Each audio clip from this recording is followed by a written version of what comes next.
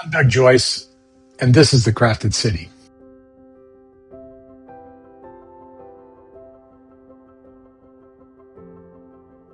I live here in Pasadena, California, and I'm also part of ONYX Architects here in the city.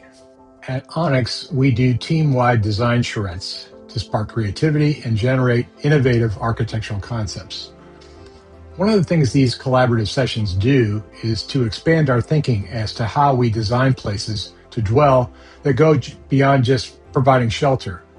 Places to inhabit that reach out to foster neighborhood connections, to build communities. This video will give you a glimpse into what our process looks like.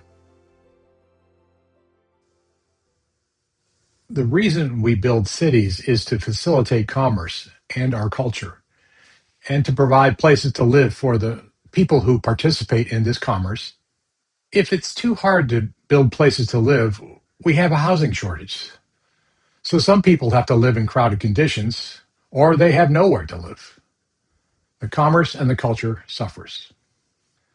So after much turmoil, we find ourselves hastily building more housing, pushing aside the difficulties, getting roofs over people's heads. And because we've been hasty, we have problems: crime, lack of opportunity, lack of beauty. So then we hastily decide no more hasty housing, and we hastily tear down places that are seen to contribute to the difficulties, instigated by the hasty decisions we previously made. Surprise, surprise, we again have a shortage of housing. We're in a cycle of making it too difficult to build enough, counterbalanced by another cycle of going too haphazardly to build well. Our haphazard building ethic has resulted in increased personal isolation, even in the most crowded places. Social erosion develops from the fact that those who have little suffer from a lack of housing and a lack of any quality of life. Increasingly, neighborhoods can lose their support systems and character. Worse yet, the good neighborhoods that have survived in spite of the odds still have everything working against them and get bulldozed and replaced.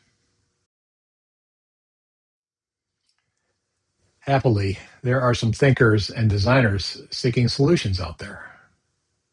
Recently, an urbanarium decoding density missing middle housing competition in Vancouver, Canada, captured our attention by presenting particularly compelling ideas for architectural innovation.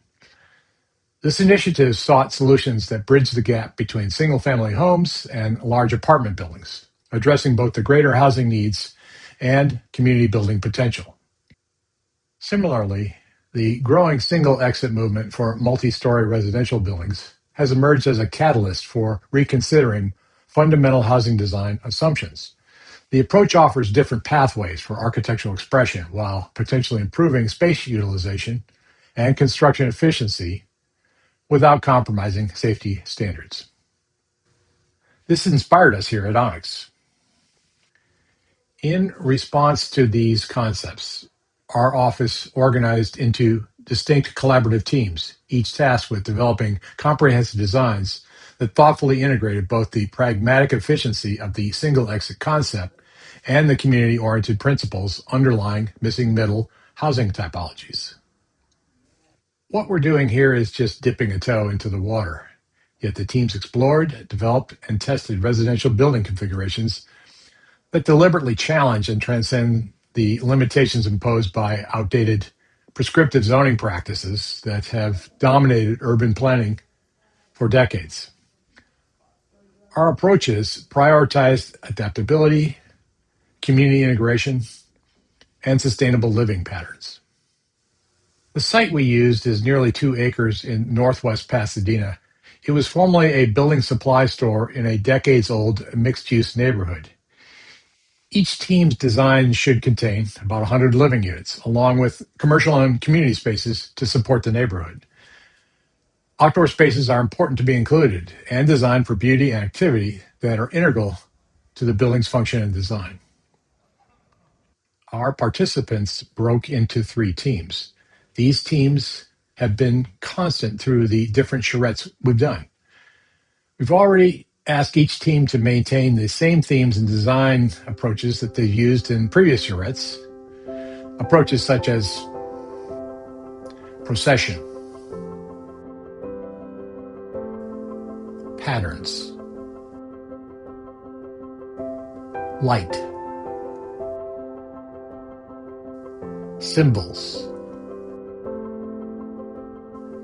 geometry, relation and support to surroundings.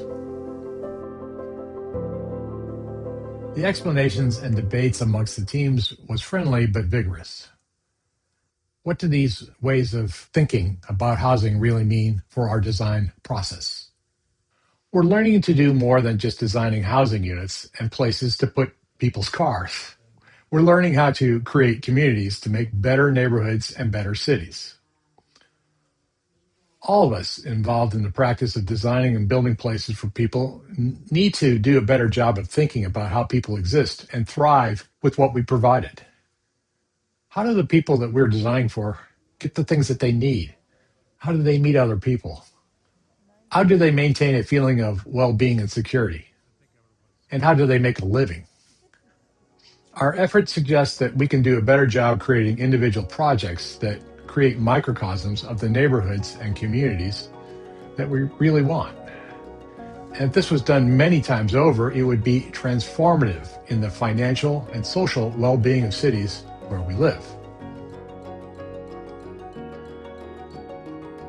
We at ONYX are looking forward to continuing these charrettes as a means of inspiring deeper thought process when we design in the future.